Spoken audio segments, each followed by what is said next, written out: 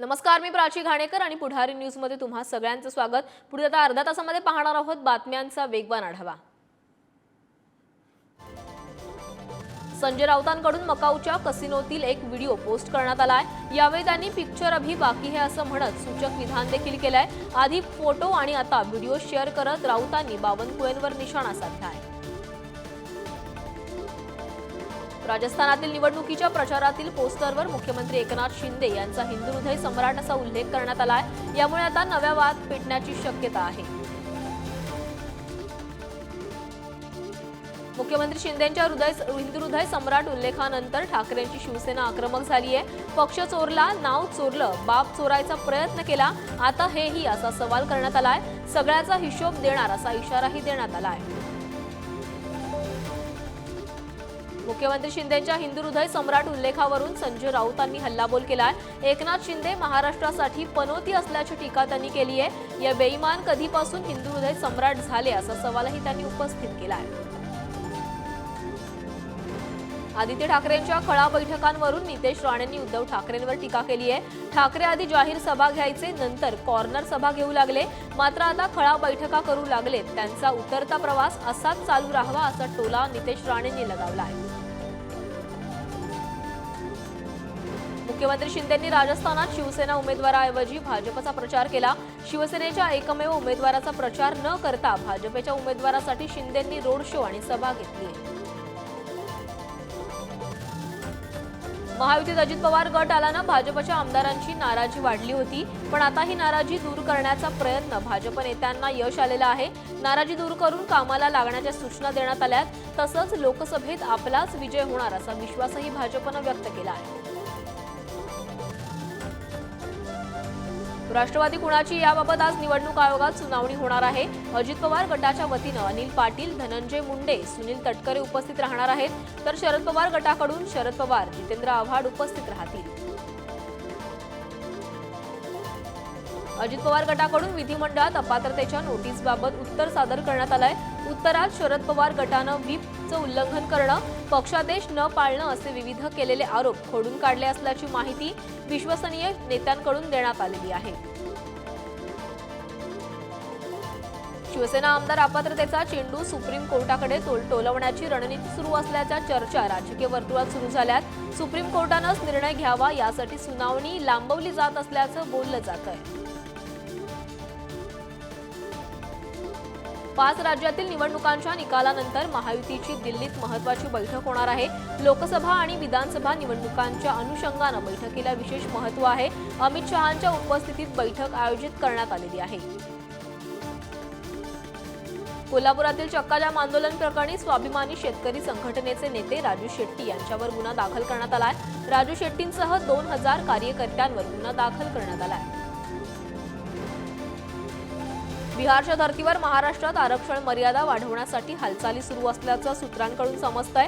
आरक्षण मर्यादा वाढवून मराठ्यांना आरक्षण देण्याचा सरकारचा प्रयत्न असल्याच्या चर्चा सुरू आहेत। आरक्षण मर्यादा वाढवण्यासाठी हिवाळी अधिवेशनात ठराव आणला जाण्याची शक्यता आहे। मनोज जरांगे पाटील हे तिसऱ्या टप्प्यातील महाराष्ट्र दौरा करून अंतरवाली सराटीत दाखल झालेत। लवकरच खानदेश आणि विदर्भाचा चौथा टप्प्यातील दौरा जाहीर करणार असल्याची माहिती जरांगेंनी दिली आहे। मराठा आरक्षणासाठीच्या शिंदे समितीकडून नागपूरमधील कागदपत्रांची पाहणी केली आहे। यावेळी 8 लाखांहून अधिक कुणबी नोंदी आढळून आल्या आहेत। कुणबी मराठा असल्याची कागदपत्रही शिंदे समितीच्या हाती लागली आहेत। किशोरी पेडणेकरांनंतर ठाकरेंच्या शिवसेनेचे आणखी 2 शिलेदार आर्थिक गुन्हे शाखेच्या रडारवर आलेत। अमोल कीर्तीकर, सूरज चव्हाण यांना समन्स बजावलं असून चौकशीला हजर राहण्याचे आदेश देण्यात आले। आदित्य ठाकरेंच्या कोकण दौऱ्याचा आज दुसरा दिवस आहे। आजच्या खळा बैठकीला आमदार भास्कर जाधव यांच्या चिपळूण येथील निवासस्थानातून सुरुवात झाली आहे। आज खेड, महाड आणि नागोठणेमध्ये दौरा असणार आहे। मुंबईतील 18 ते 25 वयोगटातील युवा मतदारांना आकर्षित करण्यासाठी भाजपकडून मंडल सशक्तीकरण अभियानाला सुरुवात करण्यात आली आहे। भाजप युवा मोर्चाद्वारे नव मतदारांना लोकसभा निवडणुकीसाठी साथ घालण्यात येणार आहे। भाजप प्रदेशाध्यक्ष चंद्रशेखर बावनकुळे आजपासून 2 दिवसीय नाशिक दौऱ्यावर आहेत। आगामी लोकसभा निवडणुकांच्या पार्श्वभूमीवर चंद्रशेखर बावनकुळे यांच्या दौऱ्याला महत्त्व प्राप्त झालंय। मातोश्री बाहेरील हनुमान चालीसा पठण प्रकरणाची आज सत्र न्यायालयात सुनावणी होणार आहे। या सुनावणीसाठी रवी राणा आणि नवनीत राणा कोर्टात हजर राहणार आहेत। आज राणा दाम्पत्यानं घेतलेल्या आक्षेपांवर बाजू मांडण्यात येणार आहे। ठाकरेंच्या शिवसेनेचे नेते अद्वै हिरे यांच्या जामीन अर्जावर आज सुनावणी होणार आहे। मालेगावच्या अप्पर जिल्हा सत्र न्यायालयात सुनावणी पार पडणार आहे। दादरच्या शिवाजी पार्क परिसरात लावलेलं वंचित बहुजन आघाडीच्या सभेचं पोस्टर हटवण्यात आलंय। ट्रॅफिक सिग्नल झाकला जात असल्यानं पोस्टर काढण्यात आल्याचं सांगण्यात आलंय। मुंबई आंतरराष्ट्रीय विमानतळावर बॉम्बस्फोट घडवून आणण्याची धमकी देण्यात आली आहे। $10 लाख मागणी करत ही धमकी देण्यात आली आहे। या प्रकरणी पोलिसांनी गुन्हा दाखल केला असून आरोपीचा शोध सुरू आहे। मुंबईतील दादर रेल्वे स्थानकात पश्चिम आणि मध्य रेल्वेच्या मार्गावरून प्रवाशांमध्ये नियमित गोंधळ निर्माण होतो। यामुळे रेल्वे विभागानं फलाटाच्या क्रमांकात बदल करण्याचा निर्णय घेतला आहे। येत्या 9 डिसेंबरपासून तो लागू होणार आहे। नागपुरात होणाऱ्या हिवाळी अधिवेशनासाठी 10 स्पेशल ट्रेनला मुदतवाढ देण्यात आली आहे। नागपूर ते मुंबई आणि पुणे मार्गावर प्रवाशांची गर्दी लक्षात घेता हा निर्णय घेण्यात आला आहे। पुणे पालिकेतील कोरोना काळातील घोटाळा प्रकरणी वारजे माळवाडी पोलीस स्टेशनमध्ये गुन्हा दाखल करण्यात आलाय।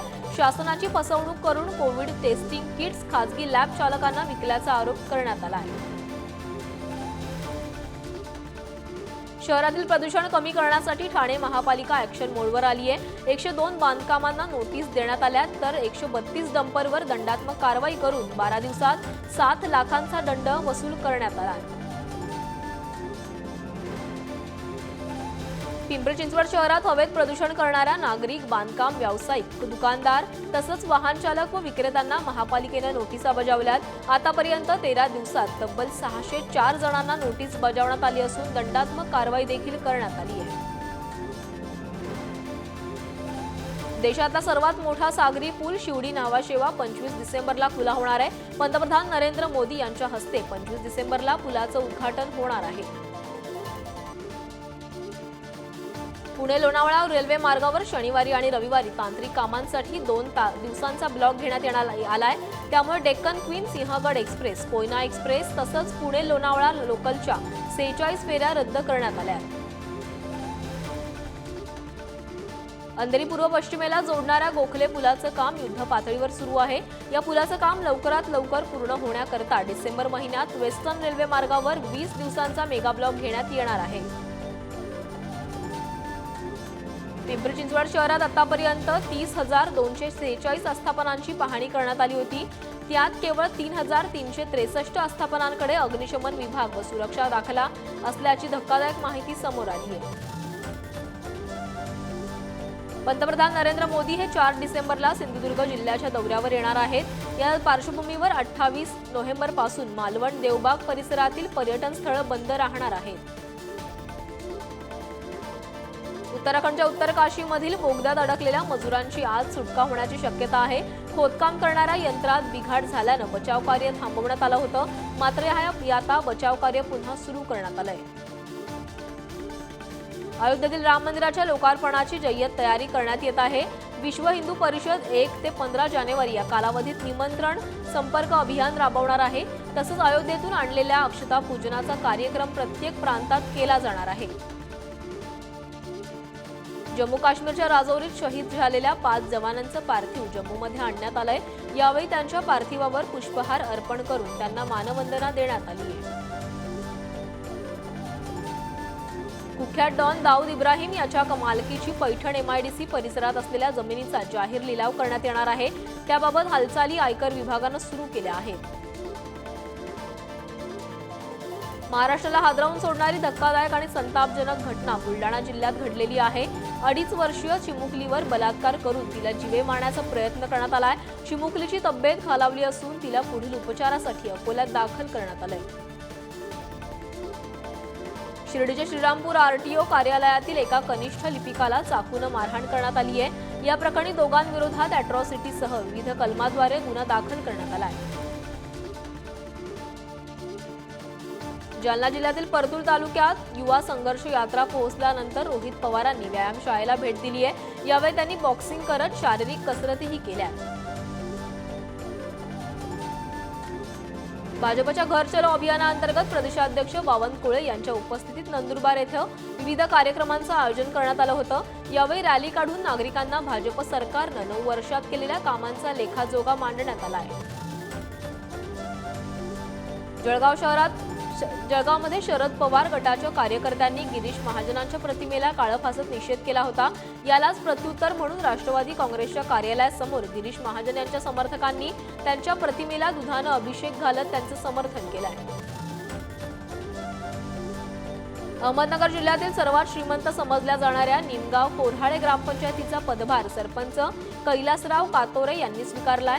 पदभार स्वीकारण्यापूर्वी सरपंच आणि उपसरपंच यांची जंगी मिरवणूक काढण्यात आली। जालन्यातील धनगर एल्गार मोर्चातील आंदोलकांवर दाखल केलेले खोटे गुन्हे मागे घ्या अशी मागणी टेंभुर्णीतील सकल धनगर समाजानं पोलिसांकडे निवेदनाद्वारे केलेली आहे।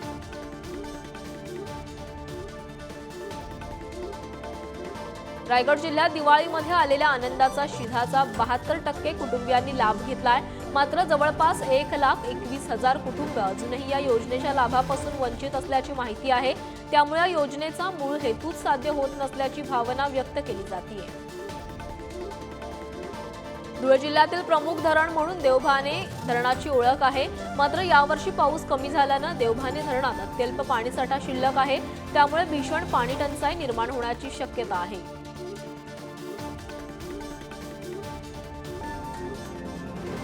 यंदा पाऊस कमी झाल्यानं कोयना धरणातील जलसाठा घटलाय। त्यामुळे सिंचन आणि वीज निर्मितीत कपात करण्यात आल्याची माहिती जलसंपदा विभागानं दिली आहे। वाशिमच्या रिसोड तालुक्यातील जवळा धरणातील अवैध पाणी उपसा बंद करण्याची मागणी स्थानिकांनी केली आहे। आगामी काळात पाणी टंचाई जाणवू नये यासाठी ही मागणी करण्यात आली आहे। राज्यभरात आजपासून पुढील 3 दिवस मोठ्या पावसाचा अंदाज हवामान खात्यानं व्यक्त केलेला आहे। विजांच्या गडगडाटासह हलका ते मध्यम स्वरूपाचा पाऊस होणार असल्याचा अंदाज हवामान खात्यानं वर्तवला आहे। नंदुरबार जिल्ह्यात येत्या 3 दिवसात अवकाळी पावसासह गारपिटीची शक्यता हवामान विभागानं वर्तवली आहे। याच पार्श्वभूमीवर पिकांच्या संरक्षणासाठी उपाययोजना करण्याच्या सूचना कृषी विभागाकडून देण्यात आल्या। मुंबई बाजार समितीमध्ये संत्री मोसंबीची आवक वाढली आहे। सरासरी 1,000 टनापेक्षा जास्त आवक प्रत्येक दिवशी होतीये। किरकोळ बाजारामध्ये 70 ते 100 रुपये किलो दरानं संत्री मोसंबीची विक्री केली जाते। धुळे बाजार समितीसह जवळच्या मार्केटमध्ये भाजीपाल्याचे भाव कोसळलेत। त्यामुळे शेतकऱ्यांनी भाजीपाला विक्रीसाठी गुजरातला पसंती दिली आहे। सरकारनं जाहीर केलेले कांदा अनुदान शेतकऱ्यांना मिळालेले नाहीयेत। त्यामुळे कांदा अनुदानासाठी बाजार समित्यांनी राज्य सरकारकडे पाठपुरावा करण्याची मागणी कांदा उत्पादक शेतकरी संघटनेनं केली आहे। धुळे तालुक्यातील नागाव तिसगाव रस्त्यावर खड्ड्यांचं साम्राज्य निर्माण झालंय। ठिकठिकाणी मोठे खड्डे पडल्यामुळे वाहन चालक हैराण झालेत। तसंच अपघाताचा धोका देखील निर्माण झाला आहे। या बातम्यांनंतर बुलेटिनमध्ये वेळ झाले इथेच थांबण्याची। ताज्या घडामोडींसाठी पाहत रहा पुढारी न्यूज।